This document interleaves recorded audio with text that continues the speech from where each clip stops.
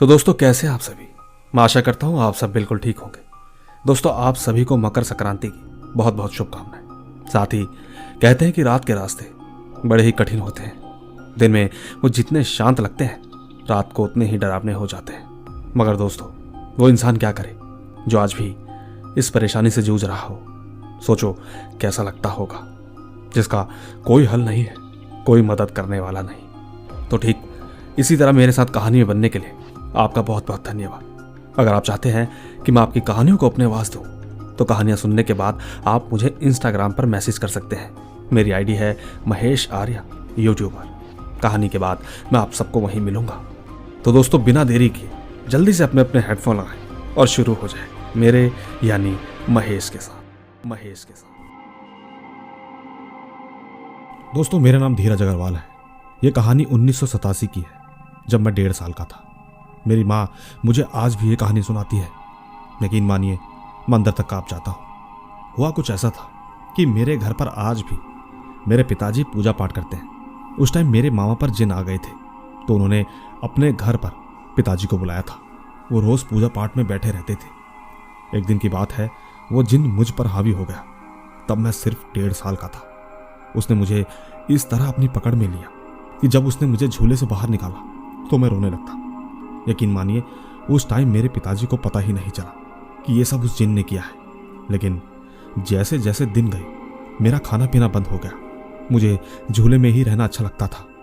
दिन बीतते गए और 20 दिन हो गए। उस टाइम न खाना न पीना, बस सोए रहना। कहीं ना कहीं पिताजी को यह पता चल गया कि ये सब जिन कर रहा है। पिताजी ने उसे पूजा में बुलाकर कहा कि तू मेरे बेटे को आखिरकार परेशान क्यों कर रहा है।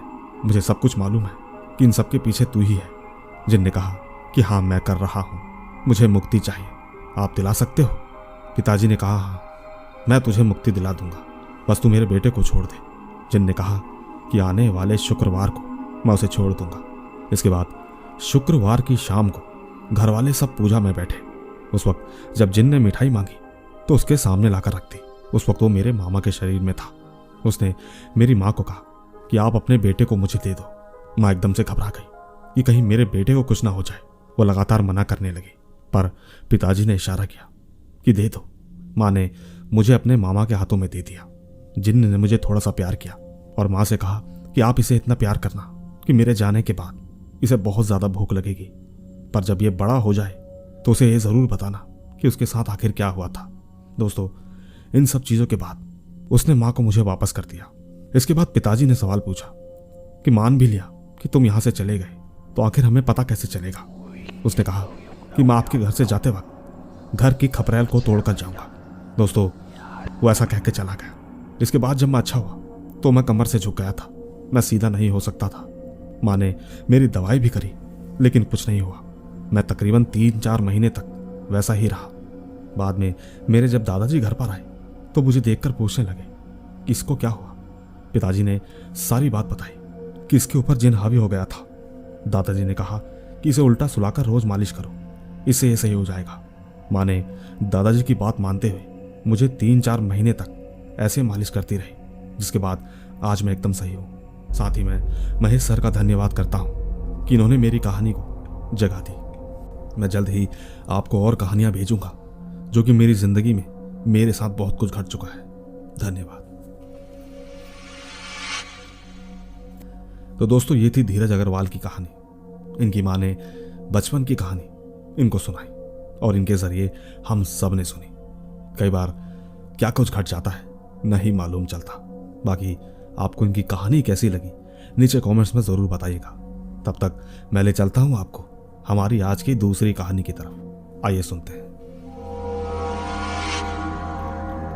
नमस्कार दोस्तों, मेरा नाम दानिश है और मैं जम्मू कश्मीर से हूँ। मैं एक पहाड़ी लड़का हूँ। जम्मू कश्मीर में भी काफ़ी लोग पहाड़ी होते हैं। हमारी लैंग्वेज पंजाबी से मैच करती है। आज मैं आप सभी को अपने और अपनी फैमिली के साथ घटी एक कहानी सुनाना चाहता हूँ। इसमें मैं सबसे पहले अपनी माँ की कहानी सुनाना चाहता हूँ। जब मेरी माँ छोटी थी तब उनके वहाँ पर एक शादी होने वाली थी और उस टाइम पे पूरी फैमिली शादी में जाया करती थी। उस वक्त मेरी माँ दुकान पर सामान खरीदने गई थी। उन्हें मन में बहुत ही ज़्यादा एक्साइटमेंट थी। रात को शादी में जाने की। सामान खरीदने के बाद जब माँ वापस लौटी तब तक अंधेरा हो चुका था। माँ उस वक्त भागते भागते घर को आ रही थी। उस वक्त अचानक से माँ को ऐसे लगा कि जैसे कोई आसपास है, और जब माँ ने एक नज़र आगे की ओर देखा तो वो ये देखकर डर गई कि आगे एक सफ़ेद कपड़ों में आसमान की ऊंचाई जितना लंबा इंसान है, जो कि बहुत ही डरावना था। उसको देखकर माँ बहुत तेज़ी से घर की ओर भागी। यकीन कीजिएगा, घर आते ही माँ एकदम बेहोश हो गई। होश आने के बाद उन्हें बहुत तेज बुखार था। घर वाले सभी उनके आसपास थे, पर कहीं ना कहीं वो ऊंचा लंबा आदमी उनको बार बार दिख रहा था, जो कि उन्हें लगातार डरा रहा था। एक्चुअली वो एक जलम इंसान था। शायद बाकी लोग उसे छलावा कहते हैं। ये सब कुछ भी रूप ले सकते हैं, बस इनमें अंतर इतना है कि ये बहुत ताकतवर होते हैं, बहुत ही ज्यादा। खैर, दूसरा किस्सा भी मेरी माँ के साथ ही हुआ था जब उनकी शादी होने वाली थी। माँ शादी वाले दिन रात को अकेले वॉशरूम जा रही थी। तब उन्होंने देखा कि दादाजी वॉशरूम जा रहे हैं। वो उस वक्त वहीं रुककर उनका वेट करने लगी। 10 मिनट हो चुके थे, दादाजी नहीं आए। वो ये सोच रही थी कि शायद उन्हें ज़्यादा टाइम लग गया। इसके बाद वो घर के अंदर चली गई। जब वो वापस आई तो देखती है कि उनके दादाजी वो तो घर के अंदर ही बैठकर बातें कर रहे थे। ये सब देखकर एक पल के लिए तो वो एकदम भौचक्की हो गई कि आखिर ऐसा कैसे हो सकता है। लेकिन दोस्तों, अब जो मैं आपको बताने जा रहा हूँ उस बात को तो हम आज भी झेल रहे हैं। एक्चुअली जब मैं LKG क्लास में पढ़ता था तब मेरी माँ नर्सिंग की ट्रेनिंग करती थी। उस वक्त उन्हें रोज़ ही कॉलेज जाना पड़ता था। जब माँ सेकेंड ईयर पर थी तब अचानक ही मम्मा को काफ़ी ज़्यादा जॉइंट में पेन हो रहा था। पिताजी ने हर डॉक्टर को दिखाया, बट कुछ भी असर नहीं हुआ। साथ ही पीर बाबा को भी दिखाया जा रहा था। दोस्तों, माँ को अपनी पढ़ाई छोड़नी पड़ी। ये सब कुछ चल ही रहा था कि अचानक मेरी एक आंटी की डेथ हो गई। उनकी डेथ के कुछ सालों बाद जब हमने देखा कि मम्मा को ज़्यादा ही सहारे की ज़रूरत है तो ठीक हम लोग वापस अपने गांव आ गए। 1-2 साल बीत जाने के बाद जिन आंटी की डेथ हुई थी वो मेरी बड़ी बहन को हर जगह दिखाई देने लगी। न जाने क्यों, पर वो उन्हें डराने लगी। माँ को बाद में पता चला कि उसके साथ में बहुत सी बीमारियां जुड़ चुकी हैं। खैर छोड़िए, मेरी बहन बहुत डर डर के जीने लगी थी। उसकी ऐसी हालत देखकर वो खुद अपने दर्द को भूल चुकी थी। वो ठीक मेरी बहन को किसी बाबा के पास ले गई। आप यकीन नहीं मानेंगे, वो बाबा के पास जाते ही जोर जोर से रोने लगी। काफ़ी मुशक्कत के बाद पता चला कि मेरी माँ के अंदर एक जिन्न है और वही मेरी दीदी को डरा रहा है। दोस्तों, कहीं ना कहीं उसने मुझे भी उल्टे पैर पे दर्द करवा रखा था। यही नहीं, उसी ने मेरी माँ को सारी बीमारियां लगवाई थी। बहुत मुश्किलों के बाद उसने अपना मुंह खोला और कहा कि वो मेरी माँ के साथ आज से काफ़ी साल पहले से लगा हुआ है, जिस वक्त माँ बस का वेट करती थी, वही कॉलेज जाते टाइम। वो मेरी माँ की खूबसूरती देखकर दीवाना हो गया था। उसी ने ये हाल किया है मेरी माँ का। उसने हंसते हंसते कहा कि इसके अंदर अब कुछ भी नहीं बचा है, ये खत्म हो चुकी है। लेकिन वो अभी भी माँ को छोड़कर नहीं जा रहा है। हम कभी भी माँ के सामने कोई भी सुपर नेचुरल की बात नहीं करते, क्योंकि ऐसा करने से वो उनके शरीर में आ जाता है। बाकी पहाड़ी लोगों को पता ही होगा, जिन्न, चुड़ैल और डायन, ये चीज़ें इससे भी ज़्यादा खतरनाक होती हैं। बस ये डिपेंड करता है कि वो अच्छे हैं या बुरे। अभी भी हम बहुत मुश्किल से जी रहे हैं। हमारी पूरी फैमिली को डिस्ट्रॉय कर दिया है।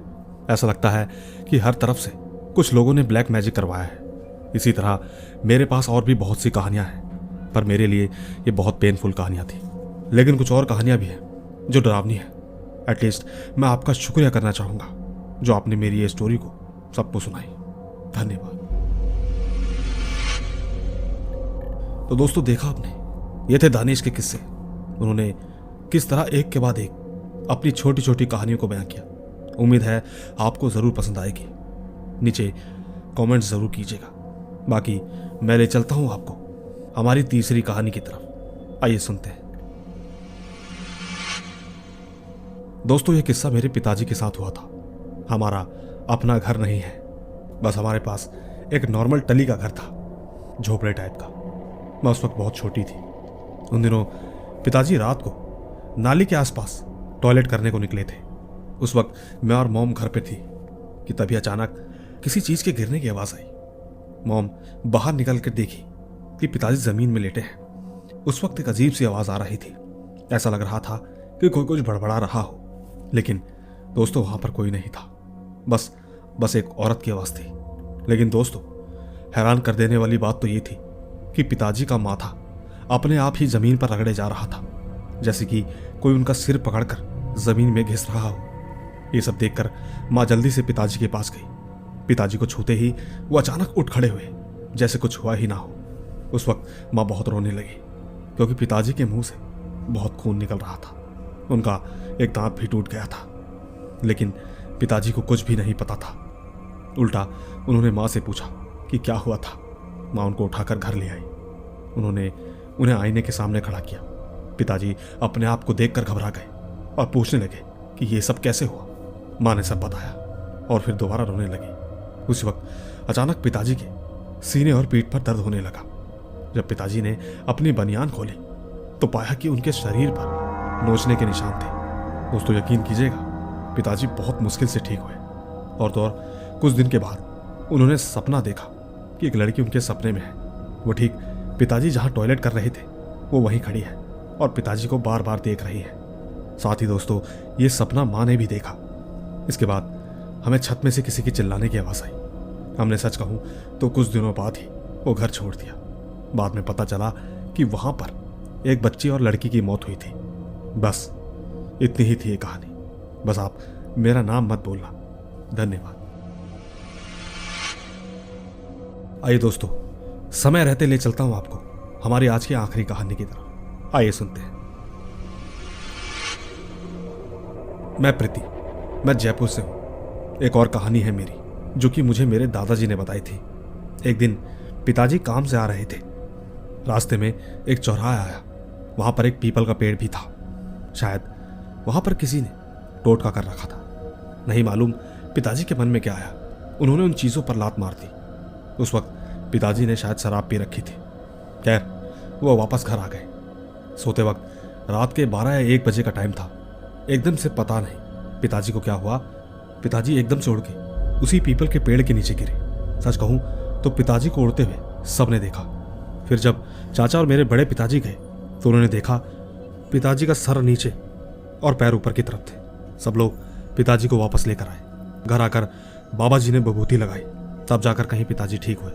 फिर जाकर पिताजी ने बताया कि यहाँ पर एक चौराहा था, वहाँ पर शायद टोटका हो रखा था। मैंने गलती से उस पर लात मार दी, शायद इसीलिए मेरे साथ ये सब हुआ। बस इतनी ही थी ये कहानी। तो दोस्तों, ये थी हमारी आज की कहानियाँ। उम्मीद है आपको ये कहानियाँ ज़रूर पसंद आई होगी।